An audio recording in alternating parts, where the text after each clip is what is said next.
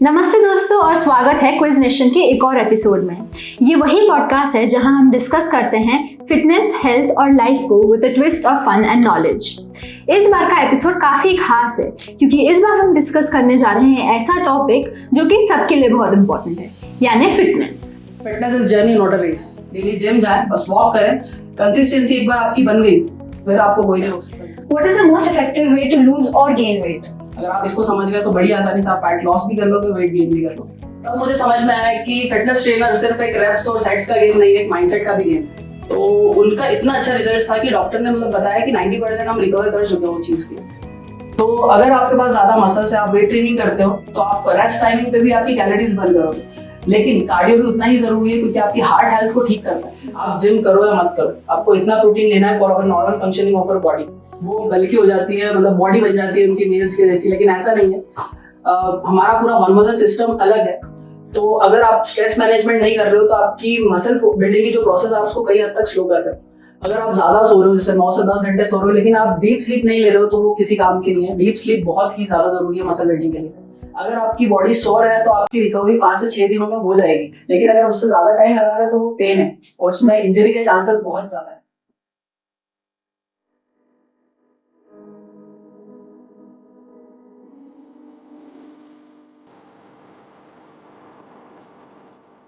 हमारे साथ है एक ऐसे फिटनेस कोच जिन्होंने 19 की उम्र में ही अपनी फिटनेस की जर्नी चालू कर दी थी और आज 22 की उम्र में इंस्पिरेशन बन चुके हैं। इनका हार्डवर्क और डेडिकेशन कई लोगों को ट्रांसफॉर्मेशन की ओर इंस्पायर करता है। तो चलिए इंट्रोड्यूस करते हैं आपको गौतम जी से। हेलो गौतम जी, अपने बारे में प्लीज कुछ बताइए और आप आज कैसे हैं यहाँ पे? मैं बहुत फिट एंड फाइन हूँ और यहाँ आके बहुत ही ज्यादा एक्साइटेड हूँ। तो सबसे पहले तो मेरा नाम गौतम चौहान है और मैं इस फिटनेस इंडस्ट्री में लगभग 5 सालों से हूँ और 5 सालों से ही मैं लोगों को ट्रांसफॉर्म भी कर रहा हूँ, साथ में पढ़ाई भी चल रही है। This is the spirit we want to bring. तो मैं आपसे पूछूंगी कुछ basic questions regarding you, regarding fitness, जो लोगों को नहीं पता है या जो लोग नॉर्मली जानना चाहते हैं। तो पहला सवाल है, आपकी फिटनेस कोचिंग की फील्ड में आपका करियर आपने कैसे डिसाइड करा और ये वो मोमेंट कौन सा था जब आपने सोचा कि okay this is what I want to do, या ये मेरा करियर फील्ड है फ्यूचर में? तो इसकी शुरुआत बहुत सालों पहले ही हो गई थी। लाइक मेरे दादाजी और पापा के जवानी के कुछ किस्से थे जो वो बताते थे कि हम वर्कआउट करते थे, इतने डंड लगाते थे, पहलवानी करते थे। तो बॉडी बनाने का शौक तो मुझे बचपन से ही था। फिर धीरे धीरे जैसे बड़े हुआ तो फिर मुझे एक वीडियो देखी थी मैंने टीवी पे, शायद कॉमनवेल्थ चैंपियनशिप थी वेट लिफ्टिंग की, तो उसमें मुझे बहुत इंटरेस्ट आया। घर वालों का सपोर्ट तो बिल्कुल नहीं था क्योंकि एक नई फील्ड थी और मेरी फैमिली में मैं पहले ही हूँ जो एक fitness trainer, as a fitness trainer काम कर रहा हूँ। तो घर वालों को तो यही था, आप पढ़ो लिखो, इसमें कोई फ्यूचर नहीं आगे। तो वेट लिफ्टिंग करने लगा मैं, लगभग 2 साल मैंने वेट लिफ्टिंग की। उसके बाद मुझे पता चला डाइट का बहुत ज़्यादा वो है और फैमिली का क्योंकि सपोर्ट ही था, सारी चीज़ें मुझे खुद करना थी। तो फिर मुझे लगा यार इसमें कुछ आगे करते हैं, क्योंकि मुझे तब तक मेरी फिजिक भी काफ़ी अच्छी बन गई थी और बहुत सारे लोग मुझसे पूछते भी थे कि कैसे करना है और मुझे मज़ा भी बहुत आता था। तो फिर मैंने सोचा कि एक सर्टिफिकेशंस करते हैं इसका, फिटनेस का सर्टिफिकेशन। तो फिर मैंने एक एकेडमी ली, उसका सर्टिफिकेशन किया और आज मैं आपके सामने बैठा हूँ। वाह, बड़ी सिनेमैटिक स्टोरी है आपकी। तो फिटनेस कोच के रूप में आपका सबसे बड़ा चैलेंज क्या होता है और आप लोग उसको ओवरकम कैसे करते हैं? मेरा सबसे बड़ा चैलेंज था, मुझे लोगों को मोटिवेट करना था और उनका ट्रस्ट जीतना था। जैसे कि मैंने आपको बताया, जब मैंने फिटनेस जर्नी स्टार्ट की थी मैं 19 का ही था।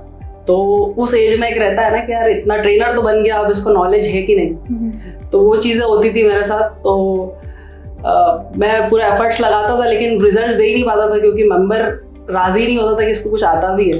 फिर मैंने मेरा अप्रोच चेंज किया। मैंने उनको सिर्फ मेंबर्स को उनका सिर्फ गोल्स नहीं पूछा कि आपको क्या करना है, मैंने उनका जानने की कोशिश करी कि उनका क्यों समझाना मैंने उनको, कि उनको फैट लॉस क्यों करना है, उनको फिट क्यों होना है और उनका स्ट्रेस लेवल क्या है। धीरे धीरे सारी चीज़ें होती गई, मेंबर मोटिवेट होते गए, रिजल्ट्स भी आने लगे उनको। तब मुझे समझ में आया कि फिटनेस ट्रेनर सिर्फ एक रेप्स और सेट्स का गेम नहीं है, एक माइंडसेट का भी गेम है। एक ऐसी सक्सेस स्टोरी है जो आपको बहुत प्राउड फील करवाती हो, कोई क्लाइंट का हो या पर्सनल एक्सपीरियंस हो जिसके बारे में आप हमें बताना चाहें? मेरे एक फीमेल क्लाइंट है जिनकी एज लगभग 55 है। वो जब मेरे पास आए थे तो बहुत ही ज़्यादा डीमोटिवेट और उनको एक्चुअली थायराइड की प्रॉब्लम थी। तो उसमें बहुत सारे हार्मोनल इम्बैलेंस और बहुत सारी चीज़ें होती है, बहुत से डीमोटिवेट थे, उनके फटीक रहता था, उनको सारी चीज़ें और लगभग 4 महीने हमने ट्रेनिंग करी, उनकी पूरी लाइफस्टाइल मैंने चेंज कराई, उनका डाइट चेंज करवाया। फिर जब उन्होंने चेक करवाया तो डॉक्टर ने बिल्कुल बोला कि आपका 90% जो है थायराइड की प्रॉब्लम खत्म हो चुकी है। तो मुझे इतना प्राउड फील हुआ, और जब भी मैम को मैं देखता था, उनकी आंखों में देखता था, वो कॉन्फिडेंस लगता था कि हाँ, अपने आप में ही प्राउड फील होता है कि मैं लोगों की लाइफ में एक वैल्यू ऐड कर रहा हूँ। तो ठीक है, आगे चलते हैं फिटनेस के और कोर क्वेश्चंस की तरफ, जो कि लिसनर जानना ही चाहते हैं, तो उनको ढंग से सुन लेना चाहिए।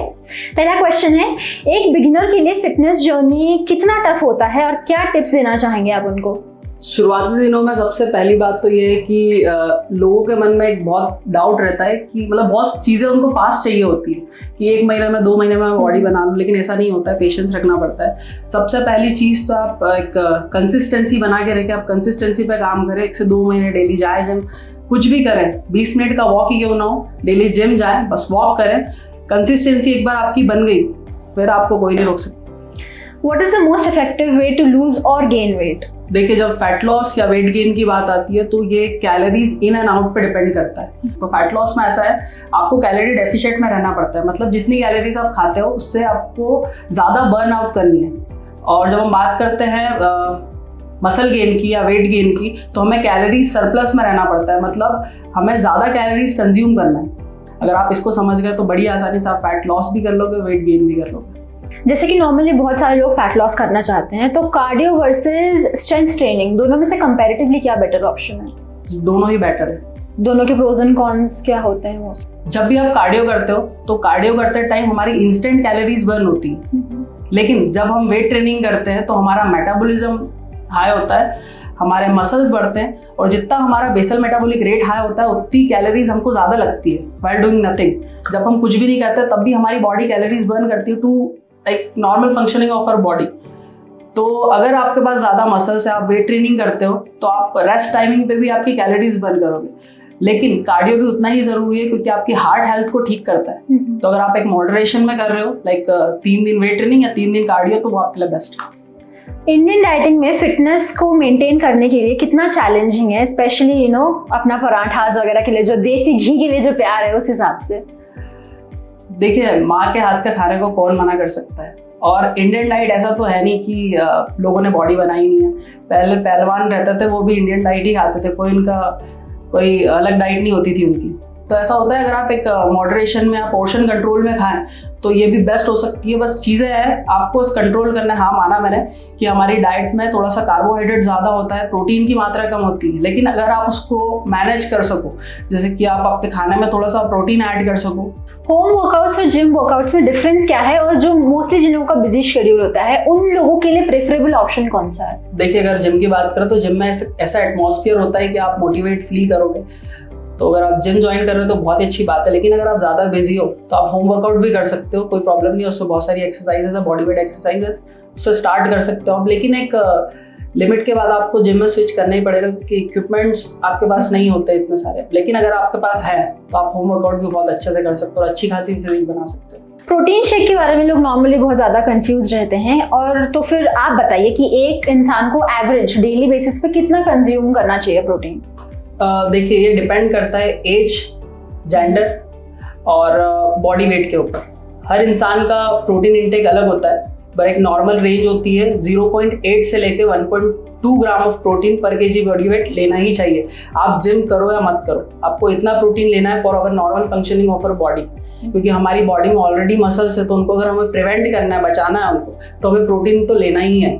वार्म अप या स्ट्रेचिंग दोनों कंपैरेटिवली कितना ज़रूरी होते हैं, और इनको स्किप करने के कॉन्सिक्वेंसेस क्या होते हैं? सिंस लोग मोस्टली सोचते हैं कि हम सीधा वर्कआउट पे आ जाते हैं, तो स्किप करने से क्या होता है?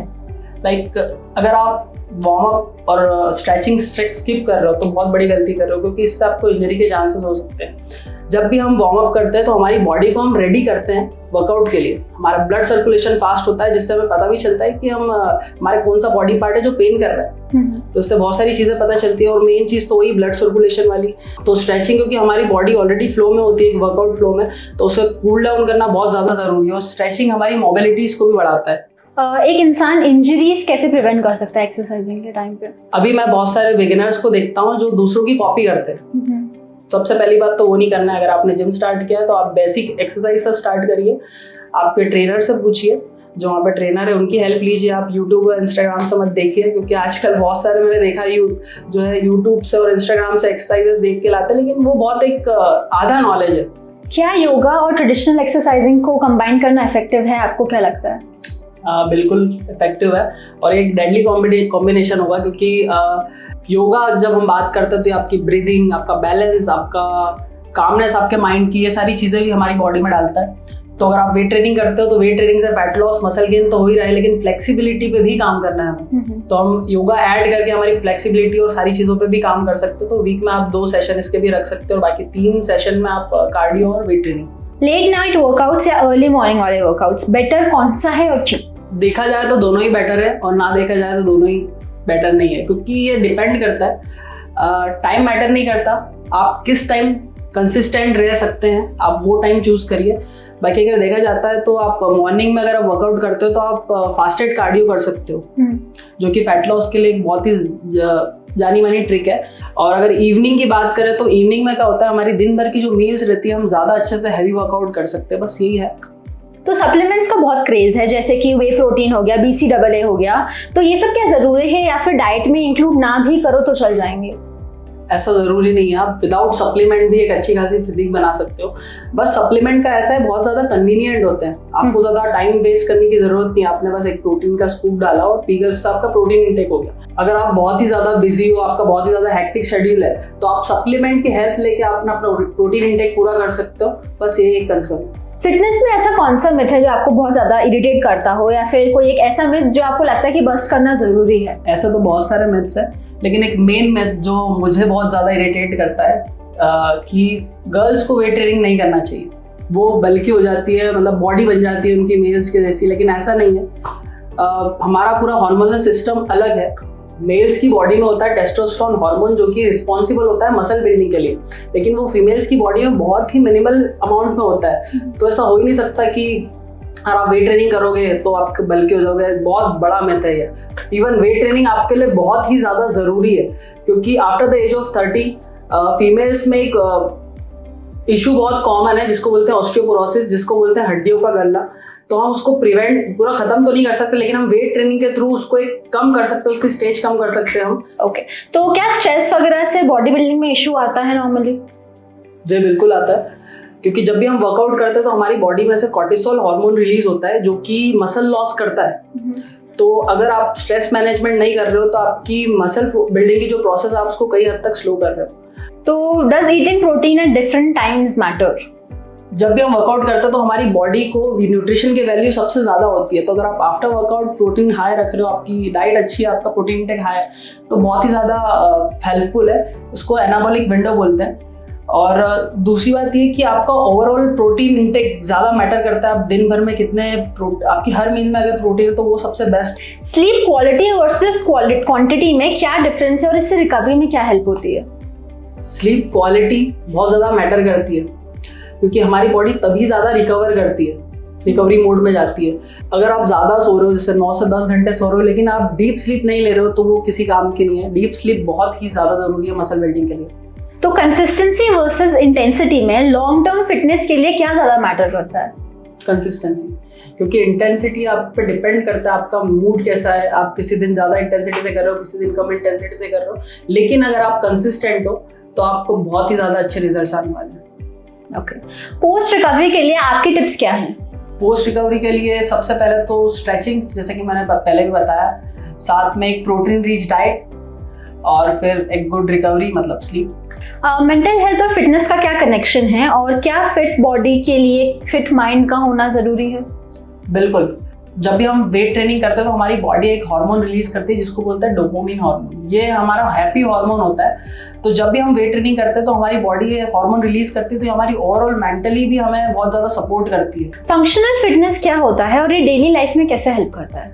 फंक्शनल फिटनेस वो होता है जैसे कि आपकी जो दिनचर्या के जो काम है आप उसको बड़ी आसानी से कर सको। जैसे कि फॉर एग्जांपल आपको कोई सा भी सामान उठा के कहीं पे रखना है, ऊपर उठा के, तो हम ऐसी एक्सरसाइजेस करते हैं जिसको आपके वो वाले काम में आपको हेल्प मिल जाए। लाइक डेडलिफ्ट, आपको एक ऑब्जेक्ट को उठाना है तो आप डेडलिफ्ट कर रहे हो उसमें।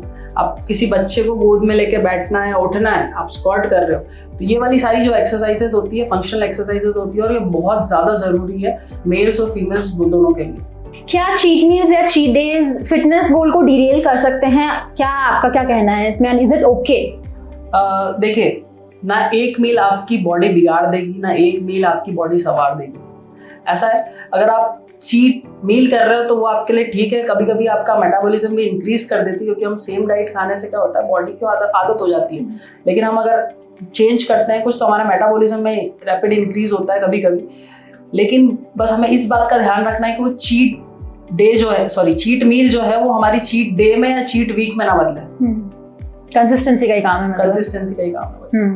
आपका एक गो टू वर्कआउट रूटीन क्या है जो कि कोई भी घर पे ट्राई कर सकता है? 20 जंपिंग जैक्स, 15 स्क्वाट्स, 10 पुशअप्स और लंजेस और प्लैंक क्लास में। इसके 3 राउंड ले सकते हैं, सबके लिए एप्लीकेबल है। ये सेक्शन तो काफी नॉलेजफुल रहा, काफी इंसाइट्स मिले हैं हमको। तो आगे बढ़ते हैं एक इंटरेस्टिंग सेगमेंट की ओर, जहाँ पे मैं आपको पर्टिकुलर मिथ्स बताऊंगी जो कि सोशल मीडिया पे बहुत ट्रेंडिंग है, और आप उनके बारे में फैक्ट्स बताते जाइएगा। तो पहला मिथ ये है कि स्पॉट रिडक्शन पॉसिबल है। क्या है, क्या नहीं है, आप बताइए। जी नहीं, स्पॉट रिडक्शन पॉसिबल ही नहीं है। आपकी बॉडी, जब भी हम फैट लॉस करते हैं तो हमारी बॉडी का ओवरऑल फैट रिड्यूस होता है, ना कि एक स्पेसिफिक पार्ट से। अगर आप सोच रहे हो कि क्रंचेस लगाने से आपका बेली फैट कम हो जाएगा, तो आप बहुत ज़्यादा गलत सोच रहे हो। आप 500 क्रंचेस लगा लो, 1000 क्रंचेस लगा लो, कुछ भी नहीं होगा जब तक आपका ओवरऑल कैलोरी डेफिशिएंट नहीं होगा। आपकी बॉडी ओवरऑल फैट रिड्यूस करती है, सिर्फ एक स्पॉट पे नहीं। ओके। दूसरा मिथ है कि नो पेन नो गेन, यानी वर्कआउट के बाद यदि दर्द नहीं हो रहा है तो इट्स नॉट फ्रूटफुल। क्या ऐसा ट्रू है? ये भी बहुत ज़्यादा गलत वेट है, क्योंकि हर बार आपको पेन हो, हर बार आपको सोरनेस फील हो, ये ज़रूरी नहीं है। और इससे ये भी साबित नहीं होता कि आप प्रोग्रेस नहीं कर रहे हो, क्योंकि ऐसा होता है जब भी आप एक नई इंटेंसिटी को पुश करते हो आपकी बॉडी सोर होती है। सोर और पेन दोनों अलग अलग चीज़ है। अगर आपकी बॉडी सोर है तो आपकी रिकवरी 5 से 6 दिनों में हो जाएगी, लेकिन अगर उससे ज़्यादा टाइम लगा रहे हैं तो वो पेन है और उसमें इंजरी के चांसेस बहुत ज़्यादा है। तीसरा है कि कार्ब्स खाना बंद कर दो तो वेट लॉस जल्दी हो जाता है। Is this true? नहीं, बहुत ही इंपॉर्टेंट एलिमेंट है जिसको हम स्किप कर ही नहीं सकते चाह के भी, क्योंकि कार्ब्स हमारी बॉडी का फ्यूल है। हमारा ब्रेन फंक्शन कर रहा है कार्ब्स की वजह से कर रहा है, हमारी बॉडी फंक्शन कर रही है हमारे कार्ब्स की वजह से कर रही है। तो कार्ब्स हमारी डाइट का ही एक बहुत बड़ा इंपॉर्टेंट रोल प्ले करता है हमारी डाइट में। ठीक है, तो अब हम बढ़ते हैं दूसरे सेक्शन की ओर।